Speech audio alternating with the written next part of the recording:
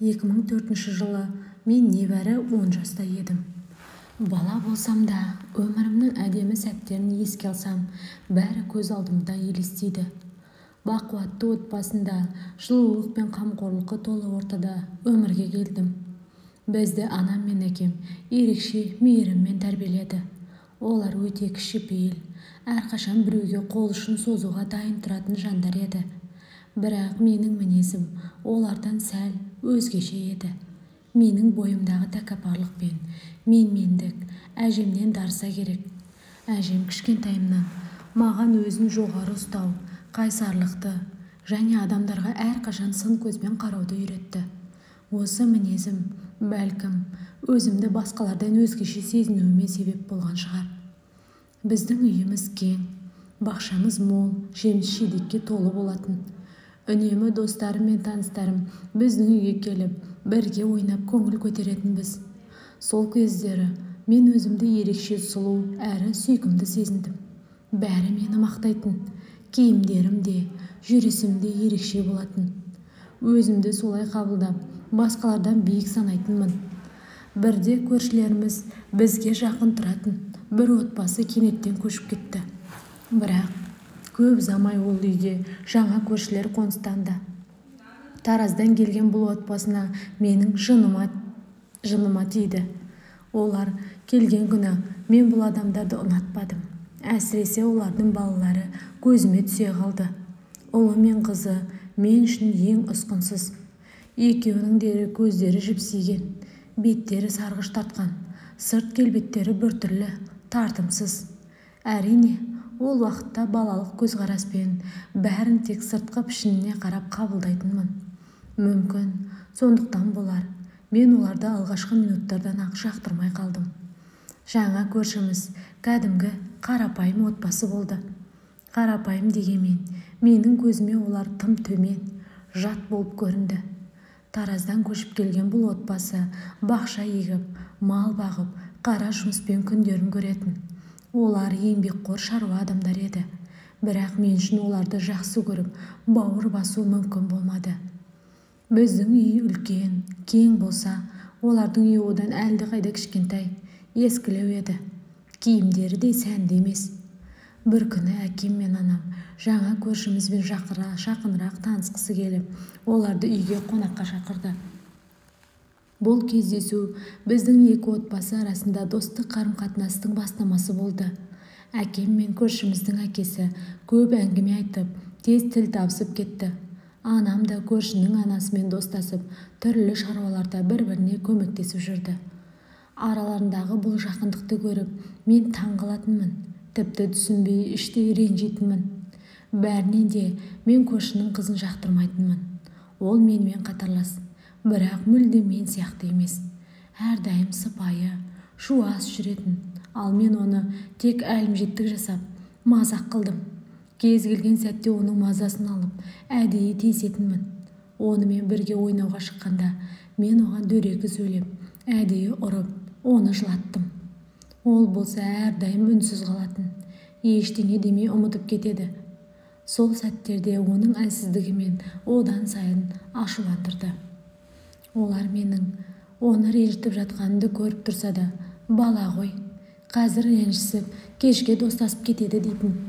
Қандай да бір сылтау айтып, жай ғана күлімсіреп қойып, бәрін сабырға шақыратын. Менің өзімді солай үстем санап, оларды төмендетуім, бәлкім әжемнің тәкаппарлық тәрбиесімен қалыптасқан шығар. Көрші қызды ұрған сайын, ешкім ештеңе демеген соң, мен сорлы ол қызды ешкім байқамайтын сарайға кіргізіп, нәжісті же деп қинадым. Ол жылап бас тартты. Бұл ісімді мен біраз уақыт жалғастырдым. Үнемі ойнап болған соң, басқаларын қайтарып жіберіп, көршімді әдейі алып қаламын. Мынада жүр, сарайға барамыз. Егер бармайды екенсің, үй жаққа кіргізбеймін, ертең ойнатпаймын деп қорқытып қоямын. Сосын бос тұрған сарайға кіргізіп, банкаға сиіп көрші қызға, мынаны іш, өліп қалуың керек, ұсқынсыз түріңнен құсқым келеді деп ашуланатынмын. Ол ішпеймін деп жыласа, ашуланып шашынан тартып, бетіне зәрді шашып жіберемін. Бәрінен де өз нәжісімді көрші қызға же деп бұйырғаным есіме түссе, өзімді жек көремін. Бала болсам да бәле болдым. Бұл ісімді үйдегілер білмейді. Білсе мені сабар еді. Байғұс көрші қызды үндеме айтпады. Арада жылдар өтті. Көршімнің қызы баяғыда Тараздағы әжесінің үйіне кетіп, сол күйі хабарсыз қалған еді. Бірақ биыл мен мектеп бітіруге жақындағанда ол үйіне қайта оралды. Келгенін бірден байқадым. Ауылдағы барлық жігіттер қазір соның маңында жүр. Бұрын қорқақ, өзіне сенімсіз қыз, қазір бойшаң, сұлу болып өзгеріпті. Бір күні біздің үйге келіп, ата-анама сәлем берді. Сосын маған бұрылып, «Сәлем, қалайсың?» деді жадырланып. Мен оның амандасуына жауап беруге тырыстым, бірақ тек ернім жыбырлады. Іштей абдырап қалдым. Ол менің көз алдымда өзгерген. Кезінде өзім мазақ етіп қорлаған қыз енді ұзын бойлы, әдемі және өзін өте сенімді ұстайтын бопты. Беті айқұлақтанып көрінетін жіпсеген көзі қазір дөңгеленіп, әдемі етіп боялған. Қасына жақындап сөйлескен сайын ішімді қызғаныш күйдіріп барады. Тіпті мені көргенде оның көзінде еш реніштің ізі жоқтай көрінді. Ауылдың жігіттері енді мені емес, соның айналасында. Сыныптастарым да үй маңынан шықпайтын болды. Бұрынғыдай менің сөзіме еліктемейді. Тек соның қасынан табылғысы келеді. Бұл маған ауыр тиді.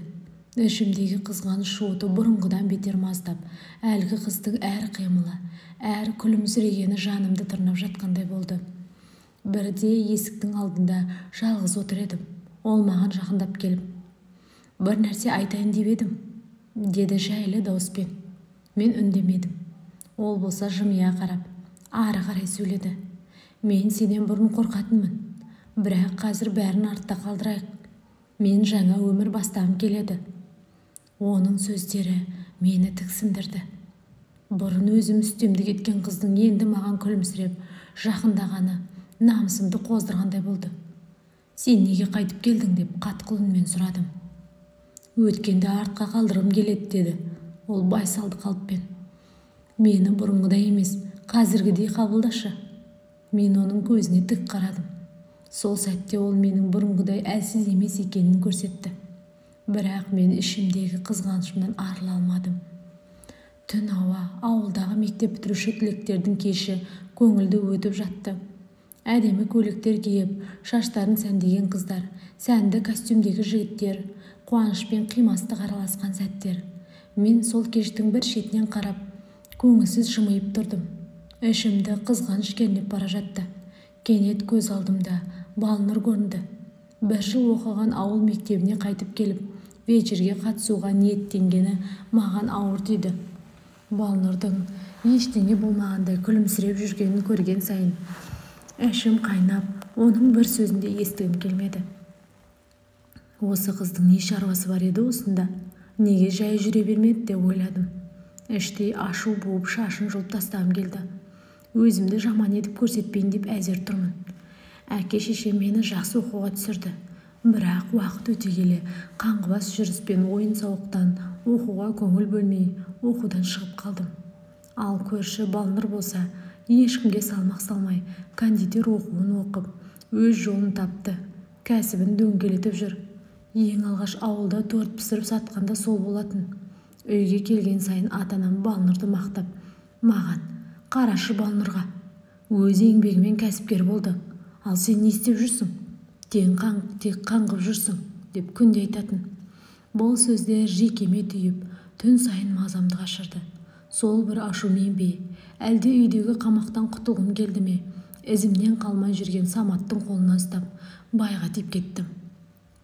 Тиген күйеуім Самат жақсы жігіт еді. Бірақ менің тәкаппар, қызғаншақ мінезім бәрін өзгертті. Ата-енем де жақсы жандар. Бірақ менің мінезіме шыдай алмай бөлек шығарды. Бөлек шыққан соң мен балалы болып үйде отырдым. Күйеуім асырауға міндетті деп күйеуімнің мойнына міндім. Байғұс күйеуіме көп ақша табуым керек деп ұрыс шығара беретінмін. Күйеуімнің тапқан табысын тамаққа ғана жұмсап, ешқандай жұмыс істемедім. Арада 10 жыл өтті. Жылдар өте келе мен семірген, ұсқыны кеткен, ештеңеге ебі жоқ әйелге айналдым. Ал менің жанымдағы Балнұр кәсіпкер, сұлу, ел оны сыйлайтын әйел болып шықты. Ол күйеуіне көлік сыйлағанын естіп, қызғаныштан жылап алдым. Оның өмірі мені қатты ауыртты. Ал мен күйеуім Саматты әбден қор қылдым. Ақшаны көп таппайсың деп, оның миын жеп, нәтижесінде ол ішімдікке құмар болып кетті. Жаман қатын ерін көрге сүйрейді деген мақал есіме түссе, мені мысалға келтіргенде болады. Қызғаныш деген сезімнен әлі арыла алмай, жан-жақтағы адамдармен ұрсып, ешкіммен араласпайтын халге жеттім. Күнделікті біртүрлі күйзеліспен өмір сүру мені жалықтырды. Өткенімді ойлап, мен не істедім? Неге Балнұрдан, оның жетістіктерінен қорланып осылай өмір сүруге мәжбүрмін? Мен өзім сүюді, өмірден ләззат алуды ұмытып кеткен сияқтымын. Бір күні айнаға қарағанымда өз бейнемді көрдім. Семіз, күйзеліске толы, жалғыз әйел. Бойымды қорқыныш сезімі кернеді. Мен кіммін? Неге мен бұл өмірді осындай күйде өткізуім керек? Деген сұрақтар мені түнде ұйқысыз қалдырды. Өзгере алмай шаршадым. Балаларым болса өсіп жатыр. Бірақ мен тәрбиелеп өсірмедім. Енемнің қолында. Арасында үйге келіп кетеді. Ата әжесінің балалары болып кеткен. Әңгіменің соңы.